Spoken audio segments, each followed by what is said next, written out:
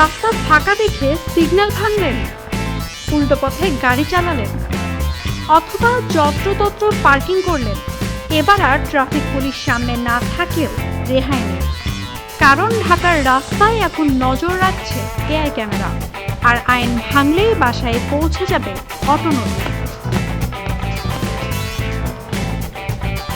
Dhaka metropolitan police চালু করেছে নতুন ই ট্রাফিক প্রসিকিউশন ব্যবস্থা।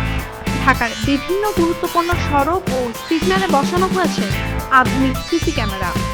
এসব ক্যামেরা এখন স্বয়ংক্রিয়ভাবে শনাক্ত করছে বিভিন্ন ট্রাফিক আইন সংশ্লিষ্ট অপরাধ। ভিডিও ও স্থির চিত্রের ভিত্তিতে গাড়ির মালিকের ঠিকানায় পাঠানো হচ্ছে অটো জেনারেটেড নোটিশ। ডিএমপি জানিয়েছে, নির্ধারিত সময়ের মধ্যে জরিমানা পরিশোধ না করলে জারি হতে পারে সমন, এমনকি গ্রেফতারি পরোয়ানাও। তবে এই প্রযুক্তি নিয়ে প্রশ্ন উঠছে, ভুল শনাক্ত হলে কি হবে? সাধারণ মানুষ হয়রানির শিকার হবে না তো? নাওমিনা সিং, নিউজ ট্রেল।